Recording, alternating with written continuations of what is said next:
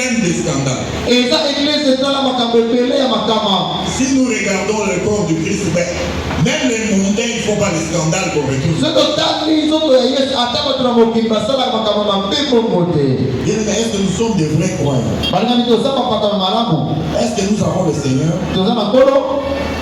Il y a des choses honteuses, des choses graves qui se déroulent actuellement dans l'église corps du Christ. Tout ça parce que nous voulons tout diriger selon nos pensées. Les décisions sont prises à l'église sans consulter le Saint-Esprit. Nous prenons des décisions sans consulter le Saint-Esprit. Alléluia. Amen. Mais nous oublions que nous donnons des ordres dans la maison qui est du Saint-Esprit. Nous avons besoin du Saint-Esprit dans sa maison. Alléluia. Amen. Nous aimons beaucoup les bénédictions, bien-aimés. Oh, c'est le Saint-Esprit qui distribue les dons. Alléluia. Amen. Donc si tu as le Saint-Esprit, quel est le don que tu vas monter? Même l'intelligence, on l'appelle l'esprit d'intelligence, bien-aimé. Les enfants qui étudient encore. L'intelligence, c'est le Saint-Esprit. Si tu as le Saint-Esprit, tu peux pas être bête à l'école. Alléluia. Amen. Donc, ce matin,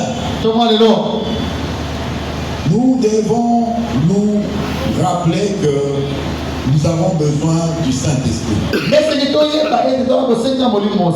Nous devons nous rappeler de l'existence d'une personne dont nous avons besoin. Nous ne sommes pas là pour dire Amen. Ce matin, nous sommes là pour faire l'examen de nos vies. Bien-aimé, réfléchis, où est-ce que tu as laissé le Saint-Esprit? Au salon, avec les chambres fermées, ce que tu fais en chambre là-bas, ça ne concerne pas Dieu. Ou ce que tu fais dans ta chambre, tu fais avec Dieu, mais au salon, le Saint-Esprit n'est pas là.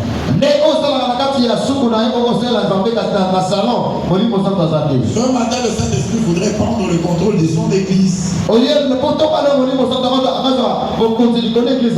Le Saint-Esprit voudrait prendre le contrôle de tout programme qui se fait dans l'église. Donc, nous devons plus organiser nos cultes tels que nous le voulons. Notre Dieu, c'est un Dieu d'ordre. Mais toi, quel ordre tu peux donner à Dieu? Car c'est sa maison. Alléluia. Amen. C'est lui qui doit donner les ordres. Toi, en tant qu'homme, tu n'as jamais guéri quelqu'un. C'est le Saint-Esprit qui sauve les âmes. C'est le Saint-Esprit qui guérit. C'est le Saint-Esprit qui sanctifie. Qui es-tu, toi, pour donner les ordres au Saint-Esprit? Combien d'âmes, toi, en tant qu'homme, tu as déjà sauvé? Il faut qu'on appelle le Saint-Esprit. Viens, Saint-Esprit, prends ta place au milieu de nous. Bien-aimé, le Seigneur voudrait à ce que ce matin, tu lui ouvres ton cœur. Nous n'avons pas de comptes à rendre à une personne, nous avons des comptes à rendre au Saint-Esprit. Si l'église de Dieu est malade, le Saint-Esprit est aussi malade.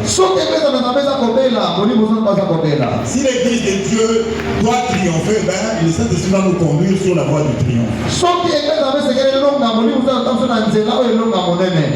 Dans nos combats, bien-aimés, c'est le Saint-Esprit qui va nous aider. Alléluia. Amen. Dans nos combats contre l'ennemi, c'est le Saint-Esprit qui va combattre. Pourquoi alors prendre la place du Saint-Esprit? Donc, le temps est arrivé, bien-aimé, le Saint-Esprit doit prendre sa place. Chaque fois que nous péchons, nous attristons le Saint-Esprit. L'arche de l'Éternel doit revenir au milieu du peuple. Alléluia. Amen. L'arche de l'Éternel doit rentrer dans l'église. sanduku ameka sebe kota na kati ya eklezia. Si le Saint-Esprit est parmi nous, les pasteurs auront moins de travail. Soki moni kosota kata biso bateli pata kotsa na misala. Car le Saint-Esprit produira des solutions pour tous les problèmes de son peuple. Wote moni kosota ko pesa bia na makambo no sa libota na ye. Souvent nous faisons des prières sans le Saint-Esprit, les choses vont encore de pire en pire. Mingi tosala mabombe biko saka moni kosota makoso kebika kokoso likola kokoso. Alléluia. Amen. À un certain moment, il y avait une réunion de prière dans une église. Et là, quand on a beaucoup de gens, Une personne est tombée.